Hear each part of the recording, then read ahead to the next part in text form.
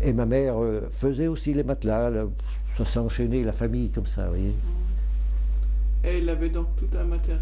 Eh ben, oui, la cardeuse, et puis le tréteau, les barres nécessaires pour installer, faire le matelas. Puis elle était fait une connaissance avec monsieur Marion de Cluny, qui habite Lyon maintenant, puis pour acheter le tissu nécessaire pour faire les matelas. Le crin, la laine, se fournissait pas mal à Merzey, qui avait une grosse fabrique de crin animal. Monsieur, oui, oui, oui. Mon père y a travaillé là. Et vous vous rappelez comment elle faisait, comment elle travaillait?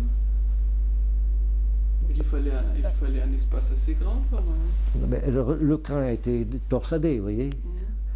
La laine, il fallait arriver en vrac comme ça, puis elle passait ça sous sa cardeuse. Oui, Voilà, c'est oui, ce on qu'on voit voit. sur la photo. Elle en a une de cardeuse, elle était sûre, avec une charrette. Moi, je ne voulais pas amener. Où elle se déplace avec sa charrette, avec la cardeuse dessus, puis le cadre pour monter le matelas.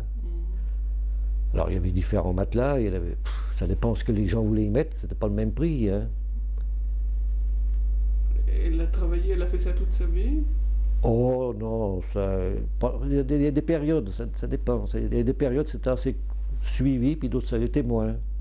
Le linge qu'elle avait, parce qu'elle l'avait pour les personnes, quoi, personnes, sans compter le nôtre bien sûr.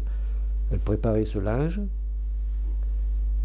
et on chargeait une charrette, et on allait au lavoir, qui est fermé, quoi, au carrefour, là. Hein. Puis là, il y avait des chaudières. Il fallait emmener du bois, un fagot, pour faire du feu, faisait bouillir, faisait son linge, puis elle faisait toute sa lessive, là. Puis quand c'est le moment, c'était fini, ben, enfin, si on était disponible, on allait l'aider pour revenir avec la charrette. Et elle a été blessée au lavoir quand il y a eu l'explosion sous le pont, là, pendant la guerre, là. Le maquis avait mis une voiture là, qui était chargée d'explosifs. Elle a été blessée, ma mère, là. Elle était au lavoir ce jour-là, vous voyez. Ah oui. Alors elle faisait ses lessives comme ça, quoi. Ses allées et venues. C'était costaud, ma mère. Et puis à la maison, ma foi, tout le linge, après elle leur passait, puis les clients venaient chercher leur linge, et puis voilà.